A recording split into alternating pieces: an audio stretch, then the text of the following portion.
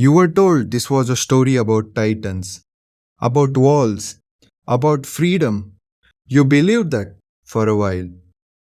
But somewhere between the first scream and the last betrayal, it stopped being a story about monsters. It became a story about you, about what you would do if the world handed you no good options, only a choice between two different kinds of wrong. This is why Attack on Titan might be the best story an anime has ever told. Every great story starts small enough to lie to you. Attack on Titan begins as a survival story. Humanity, caged, titans, monstrous, mindless other. You root for the walls. You root for the soldiers. You root for the simple math of us versus them. That's the trick.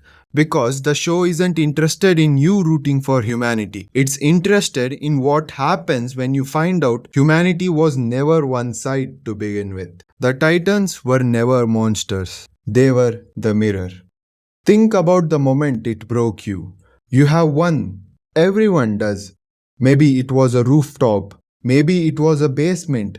Maybe it was a single sentence that undid seasons of certainty. Attack on Titan doesn't ask you to pick a side.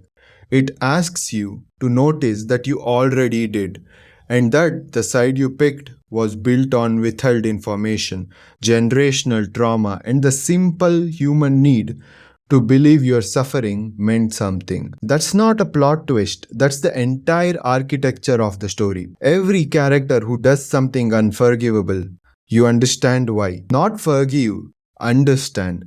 And the gap between understanding and forgiveness is where the show lives. The word freedom gets repeated so often in the story, it should lose its meaning, right? But it doesn't. It gets heavier. Because by the end, you realize everyone in this story wants freedom. And almost no one agrees on what it costs, who pays for it, or whether it's even survivable once you have it. Eren doesn't want freedom for humanity. Eren wants freedom from inevitability, from a future he's already seen and can't unsee. That's not heroism. That's not villainy either. It's grief weaponized. The ocean was supposed to be the answer. It becomes the question instead. Most stories give you an ending that tells you it was worth it. This one doesn't. Not cleanly. It gives you an ending that costs something on every side of the war.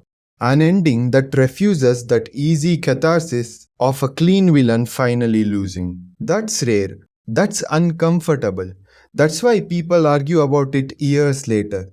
A story that makes everyone happy is a story that took no risks.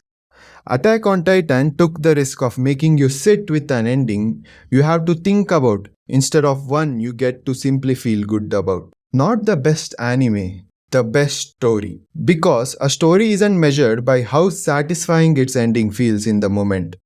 It's measured by how long it keeps arguing with you after the credits roll. Attack on Titan isn't a war between titans and humans.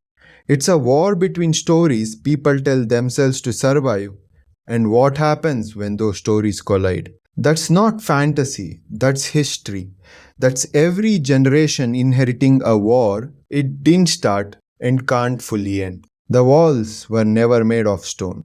You wanted a story about titans. You got a story about inheritance, of trauma, of hatred, of the desperate hope that maybe, just maybe, the next generation gets to choose differently. Maybe that's the real ending. Not victory, not freedom, just the possibility that someone somewhere breaks the cycle you couldn't. That's why this might be the best story an anime has ever told.